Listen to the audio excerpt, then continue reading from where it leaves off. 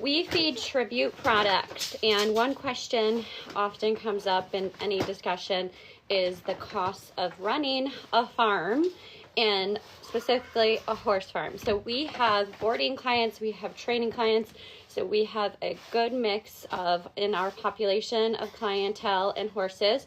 So we have some senior horses, a few that are on senior sport. They don't work, but this is what keeps them look like they have a good body condition. We had a thoroughbred that came in. She had a pretty poor body score. I would say 1, if that came from a kill pen situation.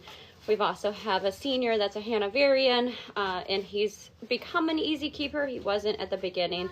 So I always say once they kind of establish their routine with us, we've had horses with us for over 8 years since we've opened, and then we have horses that are new to us. I feel like they take a little bit of time to see what they're successful on. So again, we work with Tribute. We actually do have a specialist, a nutritionist that comes out to our farm at least a couple times a year. I like to do it right when we come out of spring, looking at their body scores, making sure they look good, feel good, looking at what their training program might look a little different because they could be going into the show season, they could already be coming, and sometimes horses come out of winter and not looking so hot. So that's something that we look at, and then before we go into winter as well. So when I think of grain costs, they're a big part of our costs in general for operating a facility. And people don't realize this, but every horse obviously eats a different diet in our barn. So I have a show gelding. He is very successful on just a pound of ration balancer, which is our Essential K.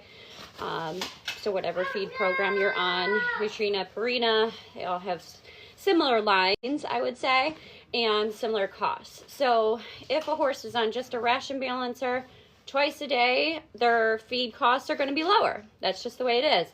He does have free choice hay though, so it keeps him looking great, and he's always ready to go in the show pen.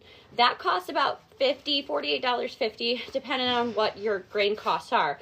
So right now at Essential K up in Northeast Ohio, I'm paying $30 a bag, around 30. And my sister just told me in Nashville it's $40 a bag. So again, these costs are probably similar to any other feed programs that you're on as well. I do have horses, like I mentioned, that's horse that's on senior sport. We're looking at $150 a month in costs. So you can see how much that fluctuates per horse. And when you're looking at costs, and pretty much everyone eats free choice hay, we grow our own hay. That doesn't mean it's free.